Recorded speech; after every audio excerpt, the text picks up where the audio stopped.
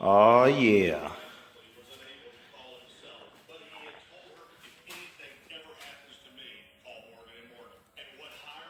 ZZP sway bars, front and rear. Let's go ahead and install these damn things, man. Okay. Put your car up on some nice little jack stands. I got a little bootleg jack right here, nice and flat. You know, got about 3 points of jacking. We're gonna go ahead and get to this sway bar right here. And as you can see, look at that, nice and dry rotted. And we're gonna get this out, and we're gonna try to get it out without lowering this Okay, after you have seduced your bolts and everything out of this sway bar here for your bushings, and of course the this right here is ready to pull out. Okay, so at this point, what you have to do, you have to raise this up. So what you do, you need to get a jack up under here and raise up the control arm so your tie rod can lift up, and then you should be able to pull this right on out, right underneath this tie rod right here. Okay, so you're gonna get a jack under here, lift it up, and pull it out. It's probably gonna have to do a little bit of wiggling, but it should come out.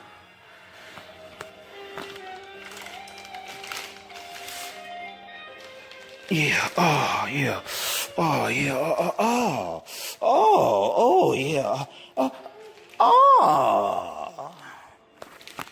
Okay, I finally got this damn thing out. And as you see, this is what I had to do to get it out. I grabbed a, you grab an 18 socket for this particular car. No, on Rock Auto they were saying 17, but that was a lie. 17 just don't go on this castle nut here. So I use a 3/4, or you could use a 18. But this was a little bit deeper to grab over to this castle nut. Had to take the cotter pin out. Where's that cotter pin? Squeeze it closed like this. Take some needle nose pliers, pull it out on the other side. Let's see, there's the hole there. So you know the cotter pin was splayed open here on this side, so you just squeeze it closed and pull it out on the other end. Take your 3/4 or your 18 and probably a breaker bar. Hold this and crank it, pop it. Let this tie rod up, and this shit pulls right out with no problem. Do not have to lower the sub front. All right, so for my sway bar links, these are the old, and they all nice and dry rotted, worn down. These are your Moogs. I like how they have a better, harder, you know, stiffer spacer in here instead of this crap. And also for the bushings, I'm going with Moog with that as well. So we're gonna go ahead and install them. Came with new bolts and everything, so we're gonna get this thing started. Also, I'm gonna put a little bit of silicone lubricant or whatever in here on the inside, just a little bit, and maybe a little bit on the outside.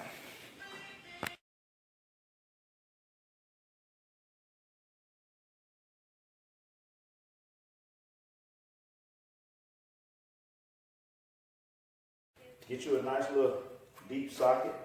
This takes a 15. You know what I'm saying? Takes a nice little 15. And try it again. Let's see. Ready? Oh, it's not cracking. Okay. Or if you have a breaker bar, that's fine. You can just take it in here, and you can just, with no problem, just like that. You know, just in case it want to give you problems.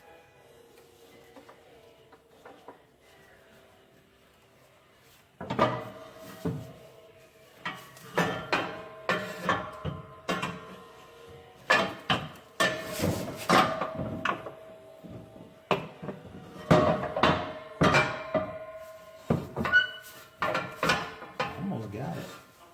I think I do. There we go. We're turning it. like this towards the back. So what I did, I brought it up, pushed it back, and brought it over this part right here. And here it is. Okay? So that's what we're doing. Taking it out here. And then see it's over the tie rod over here, so that ain't no big deal. Just close it out, bring it out, just like this. Okay. Then hold it up. Arms are strong enough. Then after you do that, grab right here. You grab right here. And you, oh yeah. Oh yeah. Yeah. You know, shit like that. So yeah, I put it on the tighter suspension here. On this one, this is more loose. This is more tight. So now that everything's in place, now start tightening stuff up.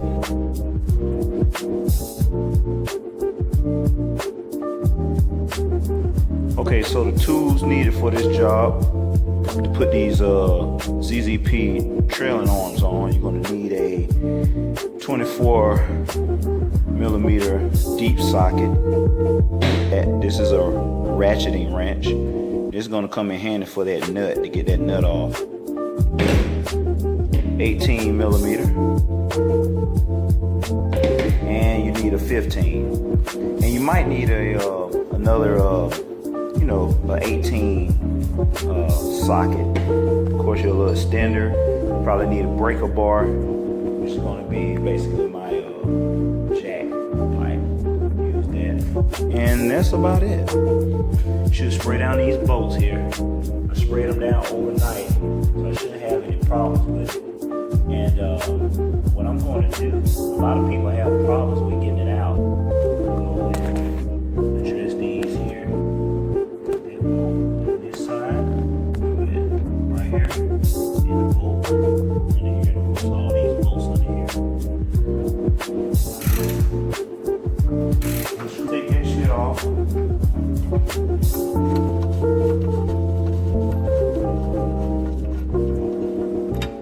that's one out. We got that one at the top. This one here, and this one here. Here's the new trailer arms. Man, are they gorgeous and light too. Here's the old. Here's the new ones. And we're gonna get this off. Let that fall. Hold it down. It's shallow enough. At least get a little bit in there.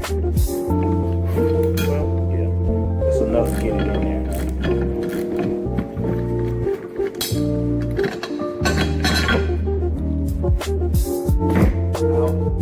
It's out.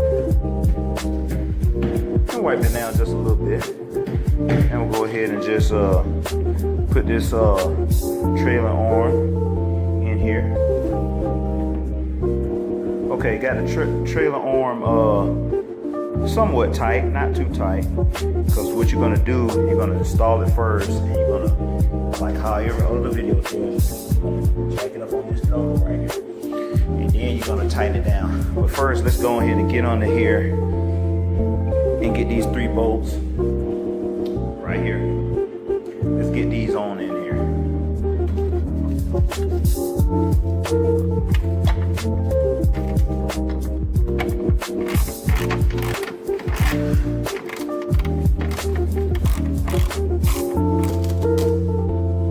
Now what we're gonna do, we're gonna come over here. I'm taking that through here.